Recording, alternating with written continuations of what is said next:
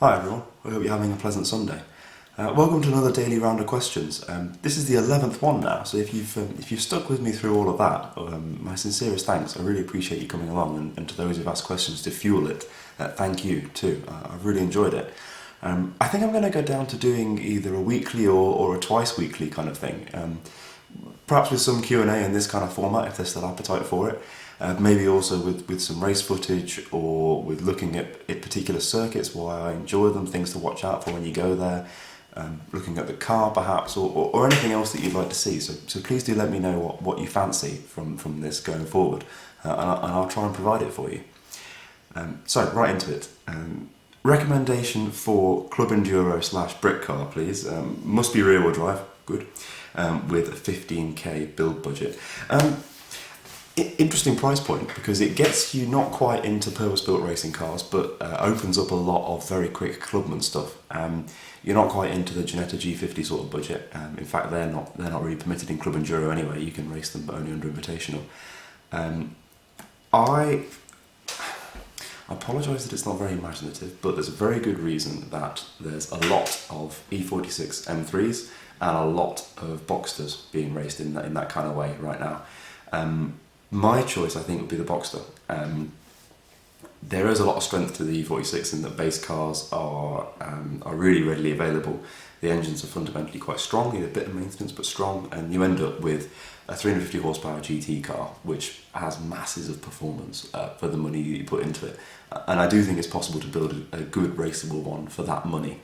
There are ones around that are £20,000 and £25,000. I don't think it's necessary. I think you can do it for a lot cheaper than that. And you get something which is fast and reliable and easy to drive. I don't think it's quite as exciting a prospect as a Boxster. They seem to be raced more and more, and their strength is that they're a little bit rarer and they have a little bit more cachet, I think, just simply for being a Porsche. And they seem to hold more of the build cost, so if that's a consideration, it's worthwhile. Engines seem fundamentally quite sound. You perhaps wouldn't end up with a car that's as fast, but they're certainly competitive in Club Enduro. The current outright champion for the car built for Class B, Steve Cheetham, in a Boxster S, sounds wonderful and looks to handle really, really nicely. And would fit quite well into Britcar Class 5 as well. I had only a cursory look at Britcar's regulations, I must admit. I'm not too familiar with them, they're still a little bit rich for my blood. But I think that car could, in almost exactly the same trim, go between the two championships quite happily. And if you run it in Britcar's trophy class, you run treaded tyres, you could run the same setup, same tyres between Enduro and Britcar as well, which would just make life really easy. I think that'd be perfect. That'd be my play. When and how do you think you develop your sense of car control? Could you pinpoint any particular occasion where you feel like you learned something new in that car, on that track day, or in that race? Every time I go out, actually, it sounds trite, but it's true. I think every day, or probably even every session, I'm always coming out of the car with some new piece of learning. But if we're going to go for particular occasions, it's almost invariably going to be in the wet.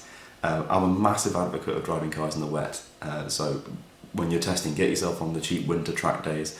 Get out when there's poor forecasts. Don't be scared of the car in those conditions, because one day you may have to race it like that.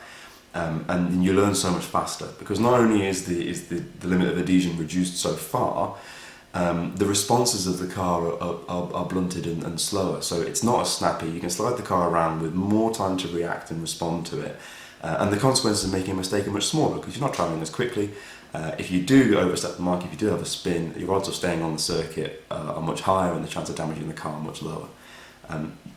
Wet driving, I think, for me, is the strongest recommendation I can give. Do as much of that as you possibly can. When and how I develop a sense of car control?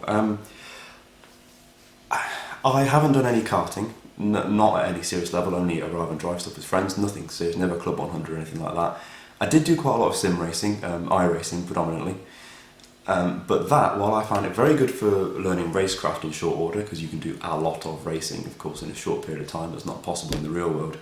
I found it good for learning circuits and learning lines. I didn't find it really at all helpful for limit car control. Not only are physics engines a bit limited, but you're also missing a lot of the feedback loop that you're getting. And for me, it's seat time, pure and simple. Spending as much time as possible in the car. Pick a corner every lap and drive up to or over where you think the limit is. start the process of fine-tuning your arse to how the car's responding beneath you as a platform. It's a perpetual process. I've been driving on circuits for over a decade now, but only really started getting regular and serious about it in 2014 when I bought the E36. And if I look back at footage from then, what I'm doing in slides, or if I overstep, what I'm doing is the inputs are fundamentally correct, but they look flustered and hurried and like I'm being panicked and spooked by the car, and it all just looks, it doesn't look smooth and controlled. It looks like I'm battling the thing.